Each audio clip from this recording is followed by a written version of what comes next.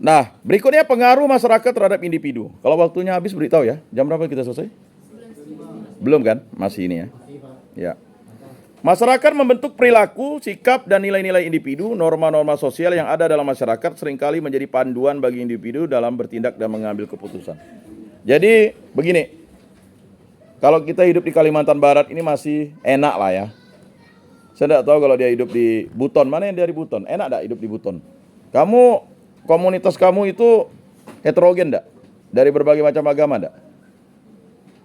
Enggak. Hanya 2 agama aja? Oh. Tapi kan kemarin ibu yang ngomong dengan Paus Fransiskus itu kan dari Buton kan? Ah. Dari Buton loh. Oh gitu. Buton Tengah ya. Nah begitu juga dengan kamu kan? Komunitas kamu apa?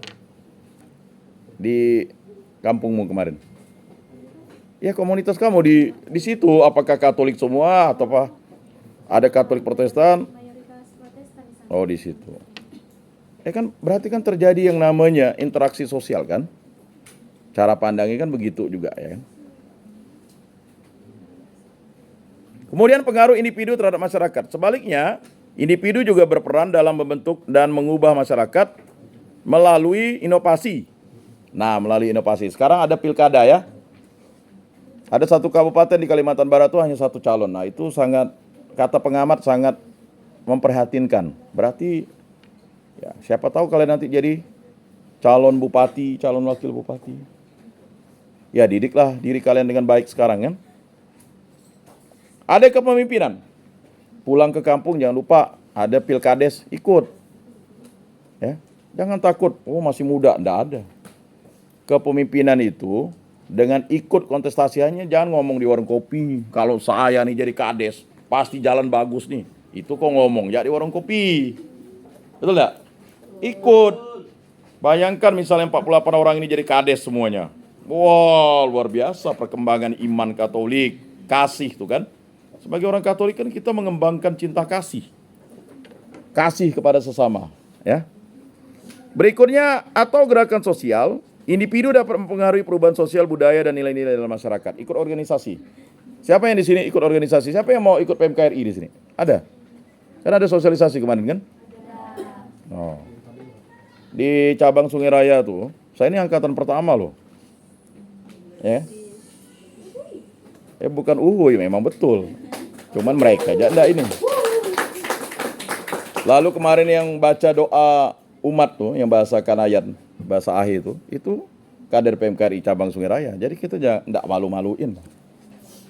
Jadi jangan sampai kalian ini enggak mau ikut organisasi, ikutlah. Masa muda. Ya. Apa sih salahnya ikut PMKRI? Enggak ada salahnya. Enggak sempat, apa yang enggak sempat? Saya dulu ya waktu mahasiswa, mana saya wakil ketua Mudika, sekarang ketua OMK. Mana saya ya sekretaris pemuda Katolik. Mana saya ketua Kapatipa. Kapatipa itu kayak KMK-nya tapi di unit fakultas di Untan, di Fakultas Teknik. Saya ketuanya. Mana saya juga ikut himpunan mahasiswa elektro. Mana saya ikut panitia tryout, mana lagi saya ikut di KMK-nya saya selaku koordinator kampus. Kapan bagi waktu? Masih gak selesai 4 tahun 9 bulan kan? Mana saya PMKRI juga. Pulang-pulang ke rumah tuh kadang jam 12, jam 1. Habis-habisnya itu pulang nanti dari kampus ke gereja. Lama di gereja tuh. Ya. Rumah bukan rumah kedua, rumah utama dari kecil saya. Ya. Jadi persoalannya itu mendidik diri itu karena waktu kita sama, ya. Tetapi ada masanya di mana kita nanti akan fokus pada satu bidang. Nah itu urusan kalian. Nah sekarang konflik antara individu dan masyarakat. Nah ini dia. Terkadang terjadi konflik antara kepentingan individu dan kepentingan masyarakat. Ini pun mungkin merasa terbatas oleh norma-norma masyarakat. Kita terbatas dengan norma-norma masyarakat. Karena apalagi kita tinggal di komunitas yang heterogen atau kita yang minoritas. Ya kan? Makanya kata Yesus, hendaknya kamu cerdik seperti ular, tulus seperti merpati. Pandai-pandailah membaca tanda-tanda zaman.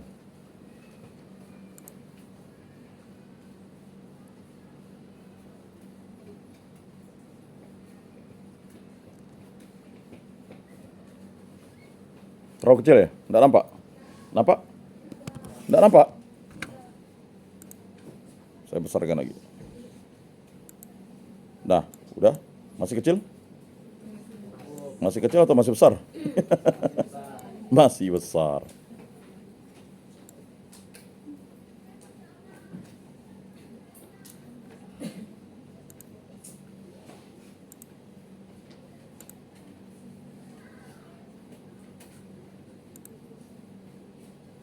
Ini udah pertemuan 3 malah ya.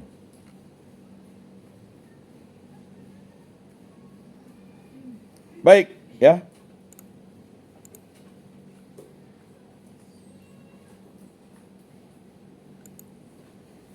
Nah, yang dianggap menghambat kebebasan pribadi. Di sisi lain, masyarakat mungkin menilai perilaku individu yang menyimpang sebagai ancaman bagi stabilitas sosial. Penyelesaian konflik ini seringkali melibatkan kompromi antara hak-hak individu dan kewajiban sosial dengan tujuan menjaga keseimbangan antara kebebasan individu dan ketertiban masyarakat. Nah, selanjutnya ya. Mati? Oh, enggak.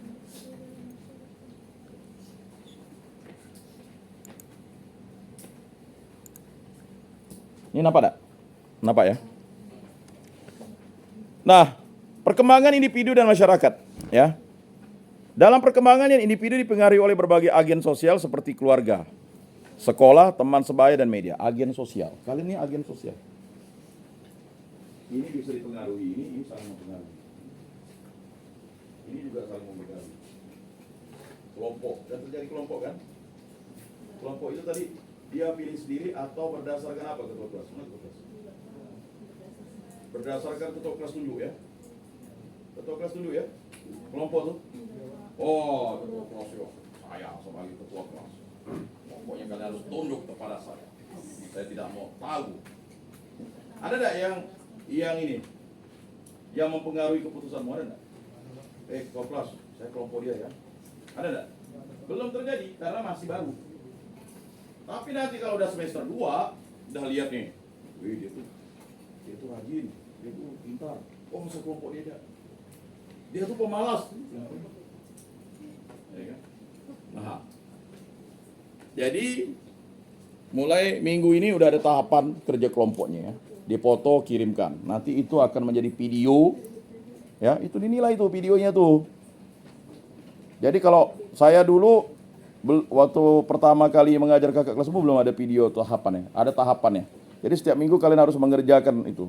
Minimal di mana, di taman itu enggak apalah, mau setengah jam, yang penting kalian ngumpul dulu. Karena kan hasilnya cukup lama, ya.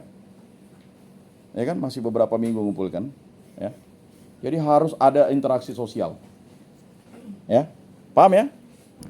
Nah, untuk mengerjakan 30 lembar itu enggak sulit kalau masing-masing ngerjakan dulu, baru dikumpul di itu ya, dirangkum kan. Kemudian ya, agen-agen ini berperan dalam membentuk karakter, jelas ya, pandangan hidup dan perilaku hidup. Perkembangan individu juga dipengaruhi oleh perubahan sosial dalam masyarakat seperti perubahan teknologi, ekonomi dan budaya yang mengharuskan individu untuk terus beradaptasi. Nah, ini masalah. Ya. Teknologi, ekonomi dan budaya nih. Betul ya? Teknologi sekarang ya udah makan pakai handphone, ya kan? Apalagi beol pakai handphone. Nah, tadi hati-hati kalau beol pakai handphone ya. Ya, enggak percaya? Hidupkan musik. Ya kan? Karena misalnya gabut, lama nih, lama keluar nih, nonton ya kan gitu. Ngapa udah sejam nih? Oh iya kah? Rupanya nonton drakor ya di situ. Itu kan teknologi kan? Pokoknya habis nonton nih YouTube, TikTok, apa lagi? Ya kan? Sampai doanya 1 menit ya enggak nyampai. Lalu handphone yang nimpak kepalanya karena udah tidur tadi. Jadi handphone yang mendongengkan kita. Nah, yang kasihan ibu itu tadi tidak punya kuota. Bagaimana cara dia memiliki kuota? Hah? Bukan beli, ada caranya yang gratisan. Ajarkan ke dia, gitu kan? Saya tidak tahu, kan ada katanya aplikasi tuh. WiFi orang tuh bisa kita pakai, ya kan? Ah. Ya kan? Nah, hubungan antara individu dan masyarakat adalah hubungan yang dinamis dan saling mempengaruhi. Keduanya tidak dapat dipisahkan karena individu membutuhkan masyarakat untuk berkembang, sementara masyarakat memerlukan individu untuk terus hidup dan berkembang. Nah, berikutnya hubungan antara individu dan masyarakat. Nah, ini yang saya katakan tadi itu. Hubungan antara individu dan masyarakat bersifat timbal balik dan saling ketergantungan. Keduanya mempengaruhi dan membentuk satu sama lain melalui berbagai interaksi sosial, norma, nilai, dan peran sosial. Berikut adalah beberapa aspek penting dalam hubungan ini. Interaksi sosial yang kita lakukan, dinamikanya tadi. Definisinya adalah interaksi sosial adalah proses di mana individu berkomunikasi dan berhubungan dengan individu lain dalam masyarakat. Ini adalah dasar dari semua kehidupan sosial. Saya kan belum mengenal dia tuh namanya. Tapi saya langsung nanya masalah, ya kan, statusnya. Luar biasa kan saya kan? Saya, ya, dengan ketua kelasnya saya namanya pun Prius saya pun enggak tahu juga. Siapa namanya? Pairus. Pairus kan? Tapi saya tahu ada usia situ. Oh, ini ketua kelas nih yang hubungi saya. Apalah arti sebuah nama kalau kita tidak tahu kedalaman pribadinya? Ya kan? Nah, jadi tinggal kita memahami nama kan, nanti kalian pun gitu. Ada yang udah hafal 48 nama? Nah, belum. Karena apa tadi? Karena interaksi sosialnya masih terbatas hanya di kelas. Habis itu apalagi kalau misalnya kayak ibu itu kan, kayak saudari itu ya, dia pasti akan setelah pulang, oh saya kan mau ngurus anak saya, ini lagi dan sebagainya. Nah ini itulah interaksi sosialnya dibatasi dengan status. Jadi yang 47 orang jangan bilang ya, tiba-tiba tidak sengaja dia ngaku dosa. Sorry ya ngapa tidak ikut misa, saya ngurus anak saya. Ketahuan ya udah punya anak. Bukan anak orang. Anak orang. Anak orang, anak siapa ya? Pasti semua anak orang kan? Jadi definisinya itu ya. Interaksi sosial adalah proses di mana individu berkomunikasi dan berhubungan dengan individu lain dalam masyarakat. Ini adalah dasar dari semua kehidupan sosial. Fungsinya adalah melalui interaksi sosial individu berbagi informasi, membentuk hubungan dan bekerja sama untuk mencapai tujuan bersama. Interaksi ini memungkinkan individu memahami peran mereka dalam masyarakat dan mematuhi norma-norma sosial. Ya. Mematuhi orang tua. Sampai dalam 10 perintah Allah itu ada norma sosialnya. Hormatilah ibu bapakmu. Ya. Kemudian sosialisasi. Nah, sekarang kita sudah tahu sosialisasi definisinya. Sosialisasi adalah proses di mana individu belajar dan menginternalisasi norma, nilai, kebiasaan, dan aturan yang berlaku dalam masyarakat. Paham ya? Itulah sosialisasi, internalisasi. Ya. Jadi kalian patuh masuknya jam 9.55, ya kan? Nanti keluarnya jam 12.35, itu internalisasi, ya.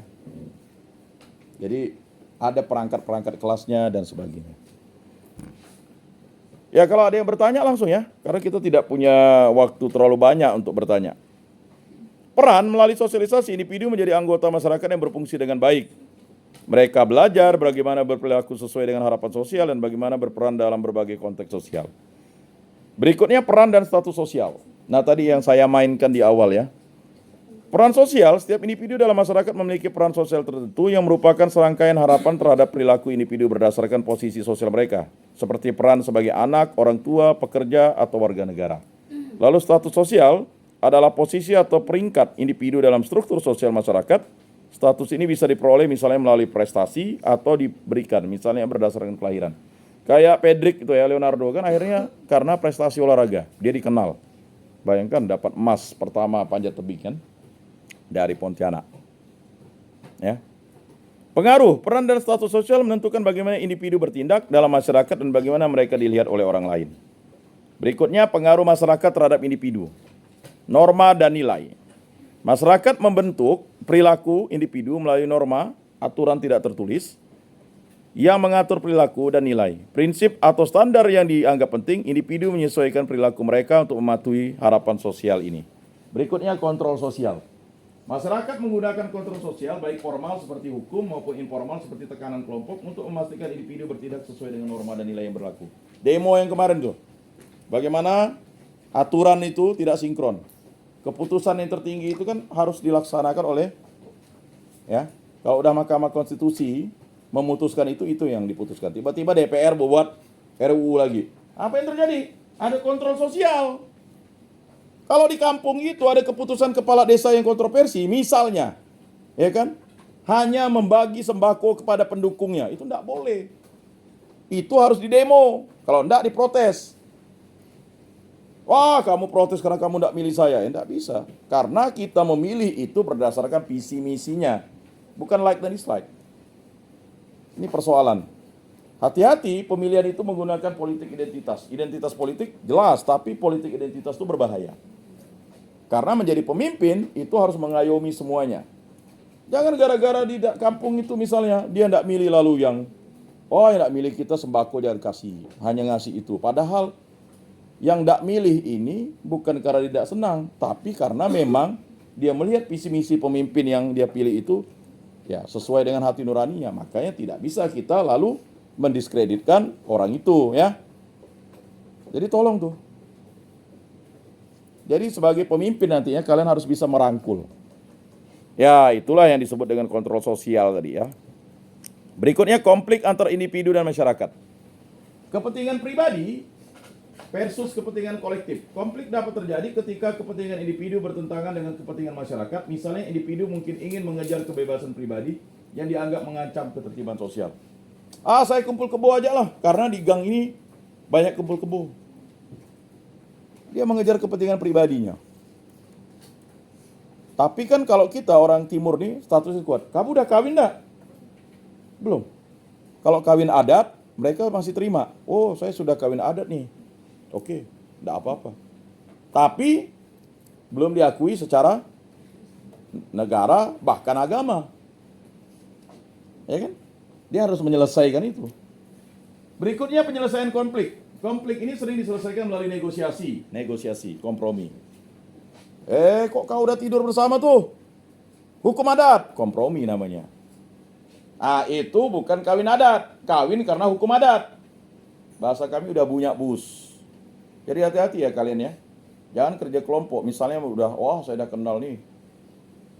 Ya, orang tidak bisa memandang itu.